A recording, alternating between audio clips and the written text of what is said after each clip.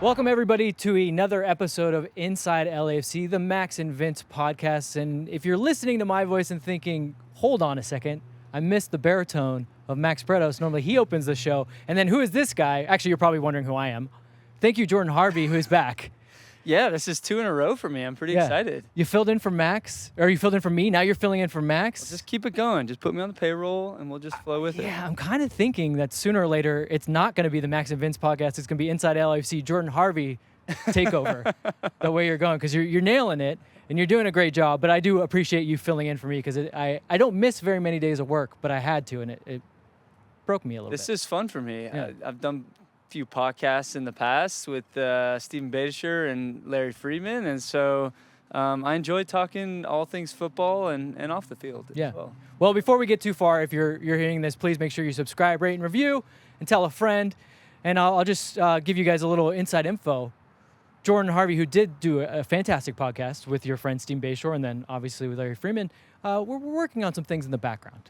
I appreciate that, and I've heard that you've been putting in some work behind the scenes. Yeah. Saw it and appreciate it, and hopefully it comes to fruition. Because, like I said, it's something I enjoy, and with the right co-hosts like Beta and Larry Freeman, it's always a good time. Well, we do this in partnership, obviously, with 110 Football, but they're like, Jordan. I mean, he can already do the job, and 110 Football. The relationship's real. It's good. It's good. It's fun. Yeah. I mean, you've been on the LAFC 360 shows, which has been awesome.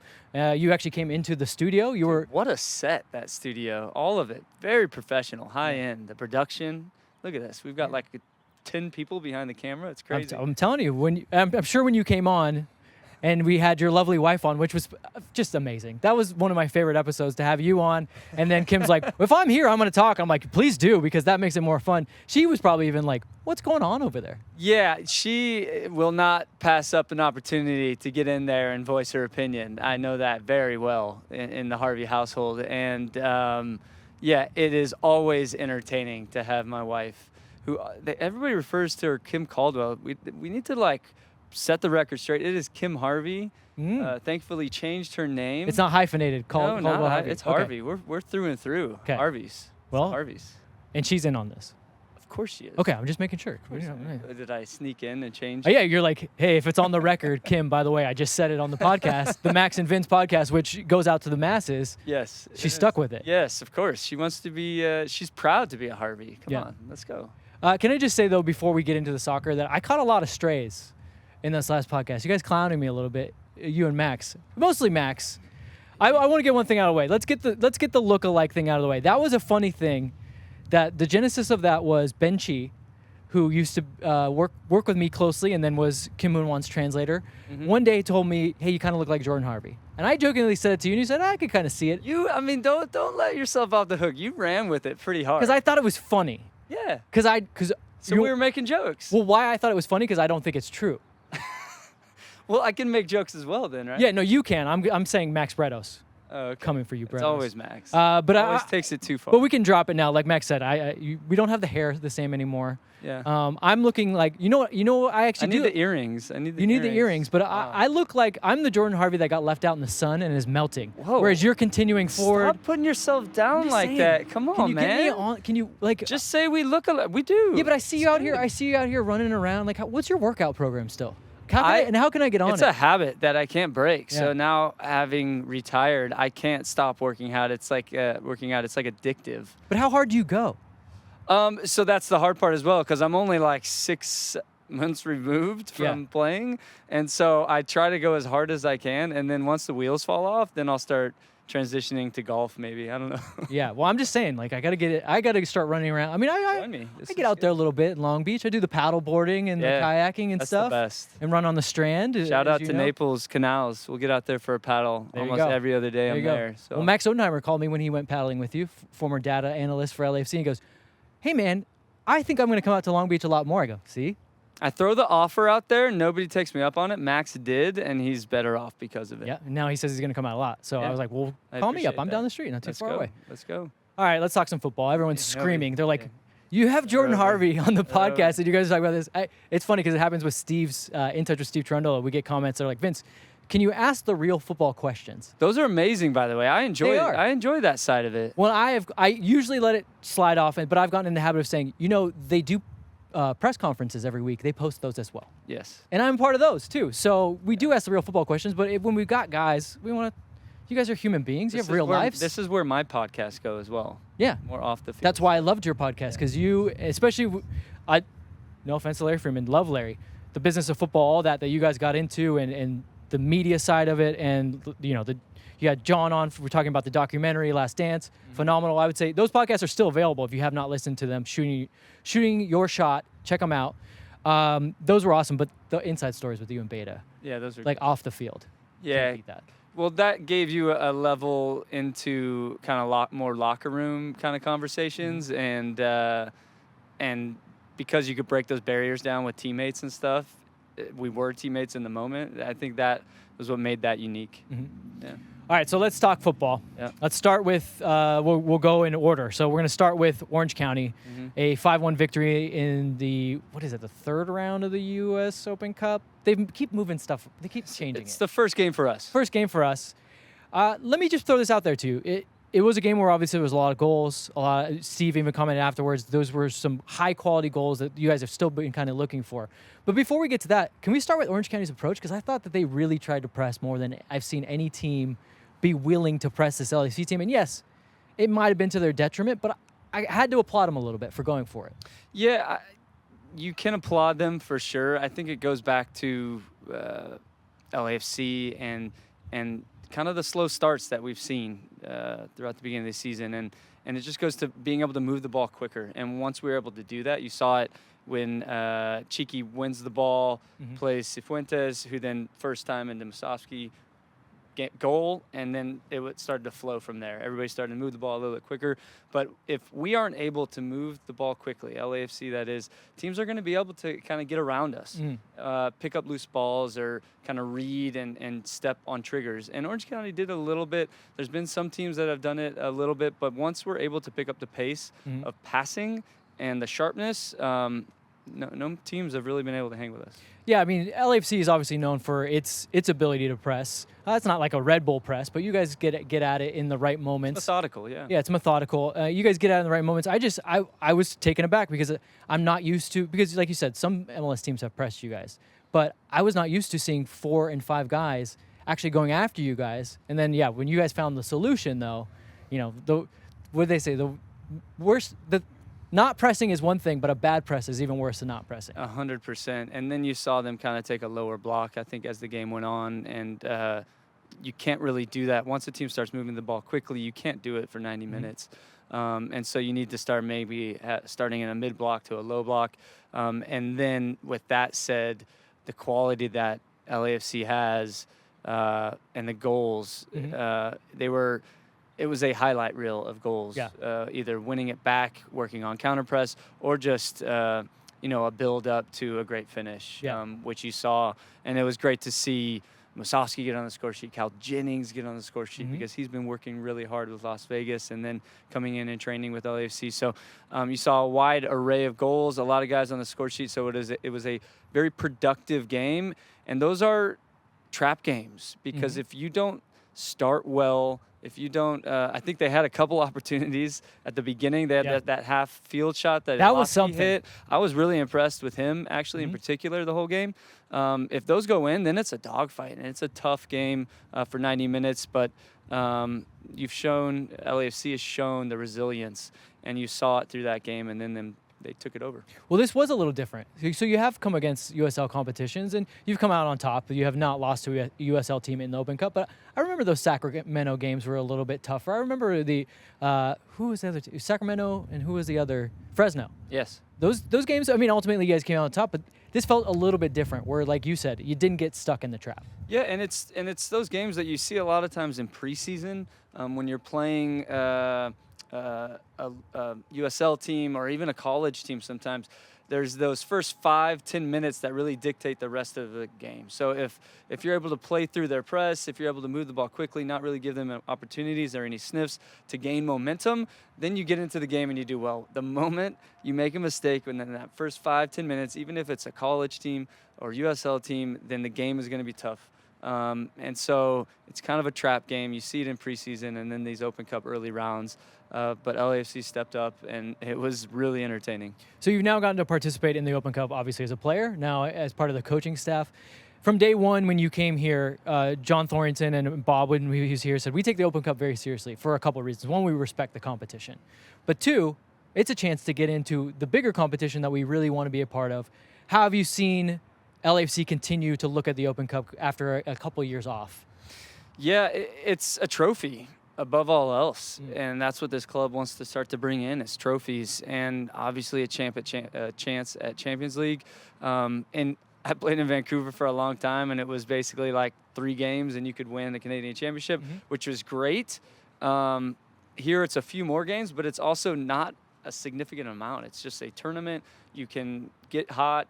You can put the right lineups out there. There's going to be slight rotation, but where LAFC stands out from other teams is the depth, right? And I think you've seen the depth with LAFC in stints, but this is high-quality players that are coming in or just coming off the bench that are maybe like a third-string 9 coming off the bench that's high quality, right? So the depth is going to help them carry it through. This tournament is difficult. These games are in weird moments of the season. You have to worry about injuries and fatigue, but that's where LAFC has it this year is depth. So you think they should go on a long run? Yeah, give me a little bit of let's pull the curtain back a little bit from the coaching staff's perspective, because after that game I said, I think other than the goal, because you would have liked a shutout, especially for John, he played well. You would have liked that shutout, but I was like, I feel like you ticked all the boxes. A lot of good goals. Guys that, like you said, Cal comes off the bench, gets a goal. So now you get him going just a little bit. You were able to get Franco Escobar out there for about 65 minutes, which I think probably is what he had in the tank, and then pull him out. You roll Carlos out there, okay? Get the ball at your feet a little bit. Callan out there, get the ball at your feet a little bit. Then they help contribute to goals. Like, was that, if you're like setting up the kind of the checklist, was that the coaching checklist kind of, we got to move guys in and out, substituting them when we wanted to? Did it go to plan in that way? Yeah, it worked out great. And that's what I'm talking about at the beginning of the game. It kind of set up for being able to roll that out that way, right? So you got to do the business, but Cherundolo is great at having scenarios set in place before the game that however it happens, he can then go down that route, right? So he has things set in place, which is really impressive given whatever scenario happens within the game. And so you saw it work really well. Like you said, Carlos, I don't think he's ever played in a first-round game, maybe. Yeah, probably not. Against a Fresno or and you got a guy like Ilie doesn't have to play at all. Yes, exactly. So you rest him because he's been working extremely hard. But I think you're seeing, and you've seen it through the beginning of the season, there's been good results, but every time you see someone from the coaching staff, Steve in particular, speak, he's not satisfied with how we're playing or how, if we are playing well, then maybe in the boxes, which you saw against, say, Galaxy. And so this was another opportunity to build on that, to create some rhythm, some fluidity in the midfield, up top, and then to score some goals, to have some confidence to go into not just the U.S. Open Cup, but the rest of the regular season. With Carlos getting in, and I always say this to people, and maybe they don't believe me, so maybe they'll believe it from you. If Carlos is there and he's dressed, he's gonna play. Like, he wants to play. He's not happy. Like, I always think that he would say this: if you're not gonna play me, just leave me at home. I don't know about that. I mean, he wouldn't say it out loud because he's not. But I feel like that's his. He's like, if I'm here, I got my boots on. Let's go. Yeah, and he came in, and in the past, I've had players who maybe think that they're bigger than the game, or it's an Open Cup game. We're playing a USL team. But he comes in and he raises the level extremely. I think how many assists did he get? 1 or 2 in a short amount of time? I think he ended up with like a hockey assist, and he had one primary assist. But it was part of that 15-pass move with Kellen, which was... It was beautiful. Yeah. It was really beautiful, and it shows that if we're able to move the ball quickly, get in good spots, and then Kellen with a great pass, and that's what we're looking for with an oncoming Franco. So, like, it's not just the strikers getting in good spots. It's a guy like Franco who started the season well, now is just coming back into the fold. Now his confidence gets boosted up. So, yes, I mean, not putting too much weight in it. Everyone's, like, competed, did really well, and it's a huge confidence booster. Feel like we covered that pretty well? Should we move on from Orange Yeah, County? I think Is so. there any I other think notes so, you yeah. feel like you would want to cover there? Yeah, we beat that one down. That was good. That's good. I was just making sure we're being thorough. and you being part of the coaching staff, maybe there's something you want to get in there. I don't know. What kind of notes does the coaching staff tell you before you come on a podcast? They're like, just don't talk about this. Nothing. I feel like they trust us. now doing the commentary and the broadcasting and stuff, like I feel like I've got a good sense of what is now out in the open and what I can divulge and what I can't. All right. I love you, but I'm trying to pull anything I can. I out give of a you. lot. I mean, No, you do give. pretty open. Actually, I don't think there's any question I could ask you about that game that you haven't already answered. So it's not like I have to trick you, but if I can, I'm going to try to get something from you. Trick me, come on. Trip you up. All right, let's move on to Cincinnati. One of the things that I think I want to carry over as a through line is that note that you had about scenarios.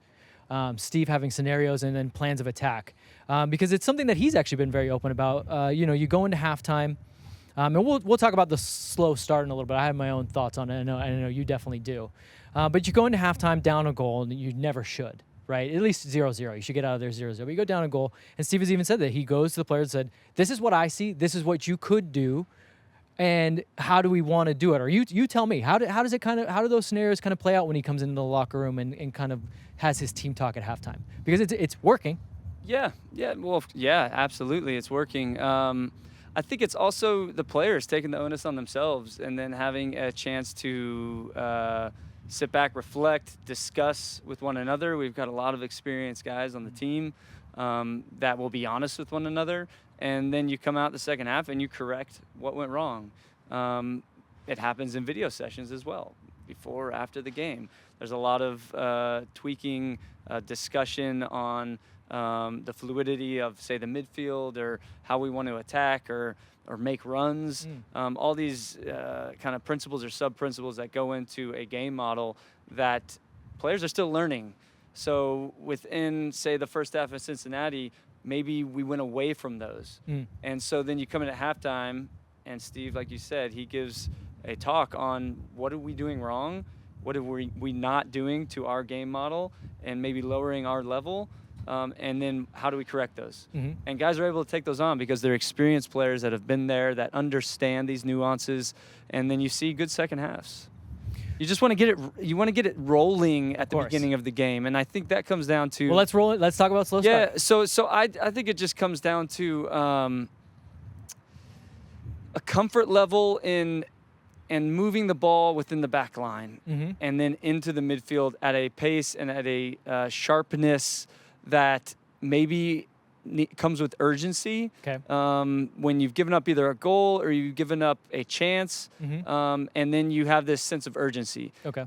We need to bring that sense of urgency and that effectiveness, or what is the word I'm looking for, into the start of the game. Right. Where you're actually imposing your will on a team and doing it consciously and with intent. Yeah. That is the word. Okay. This is why it's important to me, because when we say slow start, it's a very abstract thing. Yes. And in this sport, and I've learned this even more so with being around you guys, the way you use your language and the way you say things and the terms that you use have to hit in the right way. So you can't.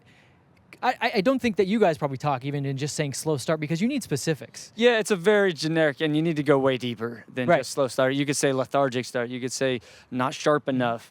I think across the beginning of the season and all these games that we're discussing right now, it's not that it's a slow start or a bad start. There's little things that just need to sharpen up. Yeah. And to get going faster. Yeah, in this game specifically, that's where the camp I fall in, is the sharpness. Because if I'm watching that game, I'm seeing Carlos getting a lot of touches and finding ways to influence the game from different spots, getting a lot of looks where he's picking up the ball. I'm seeing you guys readily get into the 18-yard box pretty easily. You created some grade A scoring chances. You just weren't finishing them. You weren't really giving up chances per se, except for on set pieces and then your own mistakes. But I understand when people say, no, it's a slow start because, look, you're down 1-0 at halftime, and it's self-inflicted. So that's where I'm saying, like, we have to, if we're going to say slow start, you tell me what a slow start is. Is it just the score line? Is it this? You have to go deeper. So you just touched on some of it. I did as well. And that's maybe one game it's this, one game it's that. Right. It's not all of those things in one game. You look at the Galaxy game, and I thought we played well. But then you have the moments of lapse in the box, right? Losing Chicharito, and then not being able to finish on the other side. That's almost more rare than we've been doing very well in the boxes and stopping set pieces and scoring on set pieces. So there's all these different ways that you can kind of talk about it, but it's easy to say slow start and then, as we discuss in podcasts, go a little bit deeper. Well, that's all I wanted to do. That's you know how this social media world has gotten now. It's like, it's another slow start, and I'm like, okay. And look, I'm you never only have so many characters in a tweet, no, right? and I get it. And to be honest with you, my job in the media, or what I think my job in the media is, I'm not trying to talk down to people, but I'm just trying to help them talk the way that you guys talk. And I think that you guys would never just say, "Oh, it's a slow start." Yeah, I mean that's and also that sort of terminology, you're also getting up to speed with some of the players on the team as well, because they're new to this LAFC model and like I said before, the principles and what we put at a high level of responsibility, right? So yes, like coming in at halftime and be able to relay that message, and then coming out the second half, it makes it easier. It's quick. Like, if halftime's 15 minutes, but how much time really does Steve have in that? 5? Yeah, I mean, when you come in at halftime, you usually give the players around 5 minutes to just settle in and go use the restroom, see the trainer, whatever they need to do, and then you have 5 minutes or 7, 8 to speak, and then you have a few minutes to just prepare for going out. So, yeah, it's really like a 5-minute to, I wouldn't say 10-minute talk. And you're trying to give as much information as possible, but also not overloading. Yeah, not too much. Yeah, right? exactly. So what was most interesting to me about that game was, so we talked about slow start. Now we go into the second half, and you guys found a way to win. I actually thought Cincinnati played better in the second half. Acosta is dangerous, and in a lot of ways, yes, he is dangerous. In so many ways, whether it be set pieces. You got some cheapies in there, buddy. Yes, for sure, that was dangerous. It wasn't just that one, though. I will say this. There was a couple other ones where I was like, he's always on that line, though. That's the type of player he is. He plays on the edge. With the ball and offensively is kind of what I'm talking about. He's a dangerous player. I knew that's what you were talking about. I just had to of course, a little jab. In DC, you saw it in spades. And then now moving over to Cincinnati, you're now seeing it this season, I think, more so than last.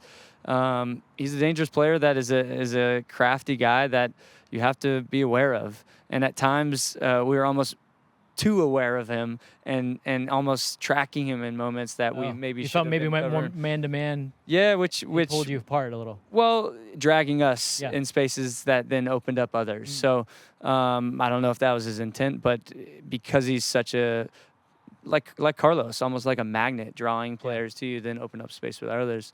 It's not just with the ball; it's without it. Yeah, he has weight on the field. Yeah, for sure. You got to follow him. Yeah, I thought that Cincinnati, I think their first half game plan was fine, and obviously they get out of there 1-0 up. But the second half, I think they thought maybe we're at home, maybe we can turn the screw a little bit more. And they just felt like they got a little bit tighter to you guys. But you guys, like you've been doing this season, kind of willed your way into the game, and then got some quality from obviously from Kellen, and then from substitute Danny. Yeah, that's been kind of the recipe is bringing on guys that can make huge impacts. I think I saw the stat during the game that we have the most goals from substitutes. 5. So they put up the graphic because Danny came in. They go, 5 goals from substitutes, top in the league. Then 5 minutes later, Danny scores. Yeah, so creating a larger margin there. And that's just a credit to the depth, right? And it's also a credit to, and I don't think people have paid attention to it enough, but Enrique Duran and with the Las Vegas Lights, like they've been playing and they've been very competitive this year, and it's been. I think the consistency from the first team has trickled down to consistency within the Las Vegas Lights, our affiliate in USL. And he's done a great job in preparing guys to then now when they take this, they come back from Las Vegas, they're ready to go still and sharp. And so you saw that with Danny.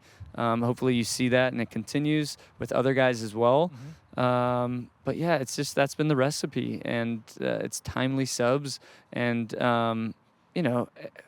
when whenever Carlos is on the ball, I'm just such a huge fan of him. He's going to make something happen. Right. He may not have the legs that he did when he first arrived in 2018 and all the running and the in behind, but now he's still so effective. He still has that in stints, but he's still so effective when he's on the ball because of that gravity that he has, Right. because of his soccer intelligence. His game is going to age well. That was for me why I was like, it's not really a slow start, because I'm like, if Carlos Vela's on the ball as much as he is. By the way, that's a penalty.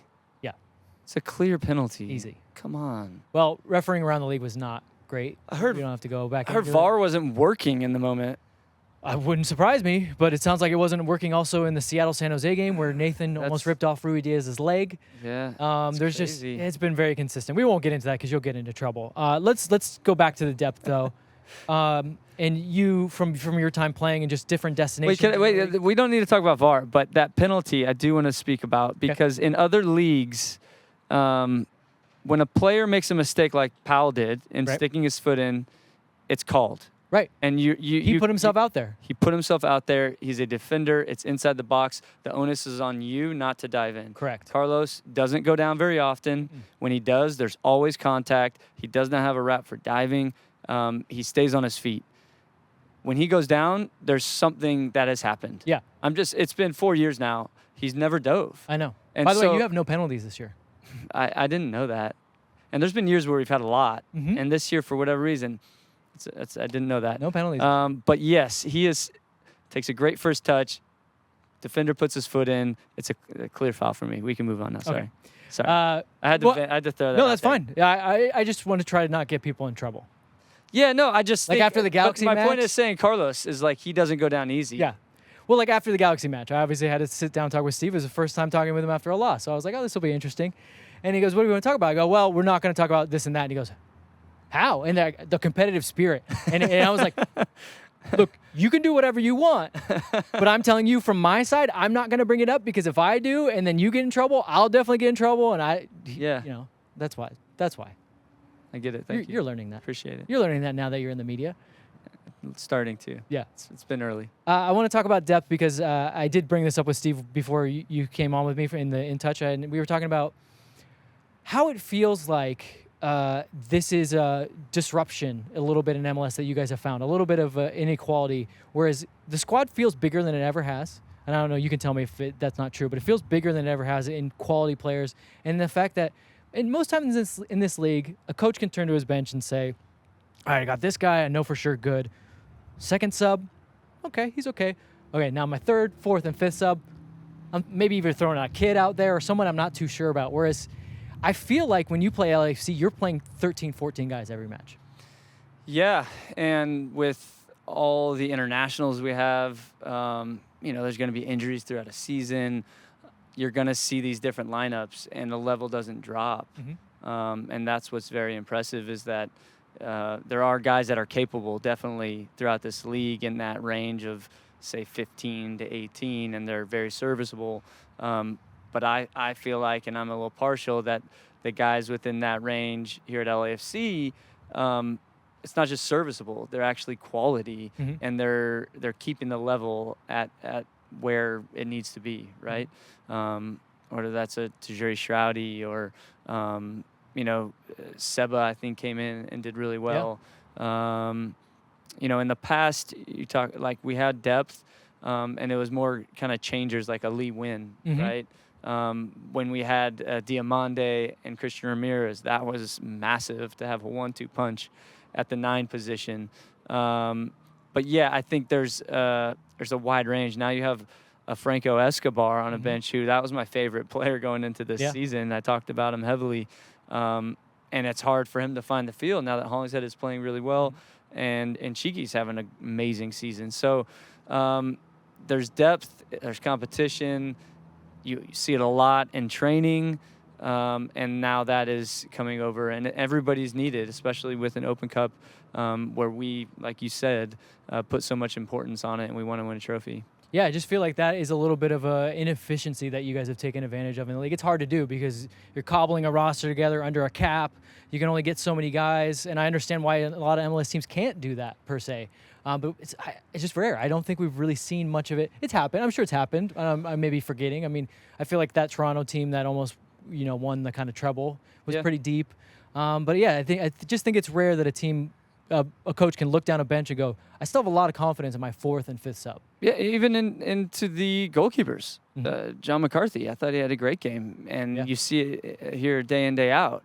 Max Crepeau is one of the best goalkeepers in the league. And now you have a 1-2 where, goalkeepers aren't really subbed in and out, but they are given opportunities at times. So, even all the way, into the goalkeepers, that all of that depth has come from, and this is going into like the Garber bucks, but the allocation money that we've acquired through trades, and then now executing all of this stuff in the offseason, which the front office did a great job of in using that allocation money and that cash or whatever that we've gotten from transfers and thrown it into the roster and created that depth.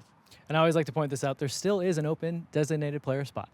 Yes. So the work is not done. Yeah. It's never done, though. But that's exciting, right? It is. It's super exciting. Not only have we not reached our capacity in like the product on the field and how we're playing, which Steve has talked about after every game, that it can be better, it can get better. Ante Razov alludes to it a lot. But now you have an extra spot in here that you can really improve your team. And then you're going, okay, where do we improve it? Well, that's what I want to point out. John has been on the record as saying this, and I'm sure you guys all talk about this. It's like, because we have an open spot and we are also doing well, it's giving you guys the chance to really hone in on exactly what you think will actually make the team better. You're not just, most teams will say, yeah, we'll get an attacker, because why not? Why wouldn't you get an attacker? That's what most teams do. Now John has pulled back and said, I'm getting more and more data. I mean, I'm going to get us a DP, but I don't have to rush out and just get an attacking player. I can see where do we need to actually get better, because the worst thing a team can do, I think, is bring in a player that's not a guy that's going to push for a starting spot, right? Yeah, but you look across this roster and you go, okay, well, where is it that maybe we don't even have enough depth? And you have an Eddie Segura coming back from injury, who, for me, he's arguably top 3 center back in the league. Honestly, I'm with you 100%. He's amazing. Passing out of the back, tracking. The fact, I mean, he can do it all. He doesn't have the height of a Fall. That's Murray, the only thing. Yeah, Daniil Seba, but he makes up for it in grit and intelligence, and so he's coming back, which is like a signing in itself. I would say like a TAM player signing, which is crazy. And then you have a DP signing that you look across the team and it's hard to tell and like where you use that, but it's definitely going to be used this summer, which is really cool and exciting to think about as a fan of LAFC, and then being able to like work with the team. Good problem to have. That's way above my pay grade. Same. Well, I was going to ask you before we move on is how much are you in those conversations? I thankfully am in them now. How much of an opinion and how much weight I carry, that's up for debate. But you're in the room. Yeah, it's fun. A good start. It's fun to just be able to, and that was why I'm so thankful for this opportunity. I wouldn't say and you said on the coaching staff, like I work with the coaching staff. Yeah. We always have a hard time fonting you, by the way. Yes, of they're course. Like, what do we put Jordan? I go, just put Jordan LAFC, because he's just Mr. LAFC. Yeah, that's kind of what you are. And that's where it's really nice to have that luxury and that flexibility to be able to dabble in every area LAFC is on soccer ops as of now. And then Larry Friedman's also like, hey, if you want to come over and check out this side of things as well. So it's great to have that luxury, and I'm really, really grateful for it. And just being a fly on the wall is such a great learning experience for me. I'm just going to continue to ride your coattails. There you go. So whenever you go in the room, I'll just sneak in behind you, because I've been in that room, but not when the coaches are in there. All right, so we've had a lot of fun here. We were looking back. Now I'm gonna break the fourth wall a little bit here. I don't know what's coming next. We may have a guest. We had a guest scheduled. They unfortunately had to cancel. So we're going to come back, and either we're going to have a guest or we're going to be previewing Minnesota. One or the other, we will be back. I don't know what it is, but this is Inside LAFC, the Max and Vince podcast. Inside LAFC, the Jordan and Vince podcast today, in partnership with 110 Football. Again, subscribe, rate, and review, share with a friend, and we will be back. It'll be a surprise. All right, guys, welcome back to the Inside LAFC podcast, the Max and Vince podcast. Sometimes we call it the MVP, and it's going to work here. Why? Because we've got Mahala and Vince. It's still the MVP podcast, and you've been playing I won't throw out the MVP. I won't put that on you. But you've been playing at a level that's been very good as of late. How have you felt about your start to the season? I felt great because I've been out last season and started playing this season, getting playing time. Feel amazing. Yeah. Yeah. What's it been like? Obviously, you were injured and long-term injured, which I know was tough for you. I would see you always with a smile, though, but I know it's tough for you to not be on the field because this is what you do. This is your life, and I know that you like to compete.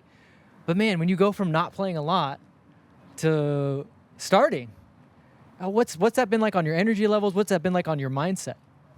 Well, it's every player dream to get more playing time to start. So it feels great, and it helped me to push more and do more. Mm-hmm. So yeah. And how's that worked with Steve? Is a coach that knew you before this, and a lot of guys have said it's kind of nice having a coach that, even though we had to get a new coach, he's someone that we knew. And so he knew you. He's a big fan of yours. How's the relationship been? He's always seeming to be willing to talk to you about how you're playing and really dig into it with you. Well, it's been great because he's a nice coach and calm too. So and he know me before and he know I can do better. So he trying his possible best to help me out. So that's a good side, you know. Yeah. What for you has been? See, I tell people because you have been playing so well, and they say, "Man, he's different." And I say, "No, it seems like the same Mahala to me." But has anything changed for you? Like, what do you feel like you've improved on in your game? Well, what I can say is like the energy level, trying to my possible best to help the team, Mm-hmm. and I scored last year. I didn't score goals, so this year I started scoring goals. Mm-hmm. So it's good. So you're finishing. Yeah, the finish. Was there something specific that you've been working on your finishing? I mean, I've known from watching you that you've always had a pretty heavy shot. Like, you can hit it. So I knew that you could finish. But, when players all of a sudden start becoming better finishers, was it something you were working on or just being on the field? It's something that I've been working on because Mr. Ante is always showing me some video that will help me out. So that kind of thing is helping me out a lot. I know Ante likes to a lot of times show you maybe other players. I'm sure you look at a lot of your video, but he'll show you guys and say that, you can be more like this. You play kind of like this. Could you give me some of the names of some of the players? Can you share that? Obafemi. Okay. Obafemi Martins. Yeah. Okay. And what is Mosala, Mane, so yeah. And how do you feel about those guys? They're great, Yeah, man. it's nice. It's nice. I like It's nice to even say like, "Hey, your game kind of translates a little bit like these guys." Yeah. Yeah. So he told me like I should look up to Obafemi, like the way he plays and his strength and finishing. So I should watch more of his videos and learn more about it. So it's good. You know what I love about us doing this? We're just having a conversation, and so many people are worried that they can't pass through here. They can totally walk through here. It's loose. Yeah. We got Paul over here. Paul, superstar, head of team security. Paul. Mr. Paul. Yeah, tell me about Paul. What's your relationship like with Paul? Well, we have. Now you got to be on your best behavior. Now Yeah. you're worried. Yeah, Oh, you got Paul and Jason. Both. Yeah. Don't be mad, Mr. Paul. we have a wonderful relationship. He's a father role model to me, and he's been taking care of me ever since I came to this team. So he's really amazing, man. Yeah. But we have one fight we've been fighting on, so we are on TV. So I don't want to talk about it. Okay. Well, yeah, we'll keep that hidden. For you. Obviously when you came here, you were here trialing, and then in a lot of ways you kind of got stuck here. But it worked out in the end, right? You got stuck here because of the pandemic. You stuck around the team, and John Thornton has said this. It was your attitude was infectious. You were always happy, but you were always willing to work hard, and like you played your way into joining this team. But that story has already been shared. What I want to ask you is, how much more comfortable are you living here in LA now that you can like go around and like be yourself? LA is such a beautiful city, nice city, so I love it. The weather is good, so I love it here. Yeah. Do you have any places that have become like your favorite places? Oh, I used to go to bowling. Ah. That's what Are I you a good do, bowler? like, yeah. No, not that good, but not bad, Like what's like a Mahala score in a game? Like what are you getting? first one I was 100 and something, and the Okay. second one I was 89. Okay. I'm trying my possible best to be good. Yeah. I think anytime you break 100, it's good enough, Yeah. right? So you enjoy bowling. Okay, Yeah. that's cool. That's something new. Yeah. I didn't know that about you. Oh. That's pretty cool. That's my favorite part, And I like going to movie theater to Mhm. watch movies, Mhm. So that's what two things I do most, and watching anime, Have you seen any good movies lately? I was going to watch Batman, Mm-hmm. but I have not got time yet to No. go, so I'm just taking my time to go. You got to get HBO Max, and you can just watch it on your TV at home. Yeah, I'll look at Yeah. it. You do that. Yeah, I'll do that. But you're saying anime too. Yeah. You're a oh. big anime fan. Oh man, That's something that you share with Chicho. he's a big anime fan. Who do you so- think's the bigger anime fan, you or Chicho? Well, I can say, I don't know. Well, what about this? He has his celebration, which is an anime celebration. You Yeah. scored some goals. When are we going to see an anime celebration? You're gonna see a lot. I have a lot in my pocket to show you. So. Yeah? Yeah. Do you, when you celebrate, is it just like it happens for the moment, or do you ever go into a game and think like, I want to kind of do that? Well, it's like something just happened, Mhm. and because I'm into it, and then I love to do it. So, and most of the time I think like, okay, I want to do this. I want to do this sign, when I go. So, yeah. Okay, I love it. We'll look out for the anime celebration. Yeah. Because I can't wait to see it. Let's keep talking about it on the field, and let's just look ahead a little bit, and then we'll get you out of here. Yes, sir. So this month you have a lot of home games. Yeah. 5 out of 7 home games. Obviously, Minnesota's up next. You got to play in the Open Cup. Games are coming really, really quick and fast for you. Do you like that? Do you like having kind of game Saturday, having a midweek game and just going game to game to game, or do you like to get some more training time? I like it because this is what we train for, and this is our work, and this is what we want to do. We love to do this, so it's good for us to play a lot of matches for the fans, So it's good. And how do you feel about playing? So you play Minnesota this weekend. They started off a little uneven, but it looks like they've gotten their footing. They have a very good player in Reynoso. They're deep. They look to be pretty sound in defense. So how do you feel? How are you feeling going into playing Minnesota at home? Well, it's a game, so I just want to do my possible best to penetrate through the defenders. So I don't think about anything challenging, but football is like about you play to win. Mm-hmm. So whatever the cost you want to win, you do it. So we're going to fight to win, and we are playing home too. So we got the fans, we got everyone beside us. So we're going for a win. So. And the type of player you are, I would assume that the fans, like the energy, because you already bring energy. You've already said that you want to bring a lot of energy. You want to be out there. You want to be moving.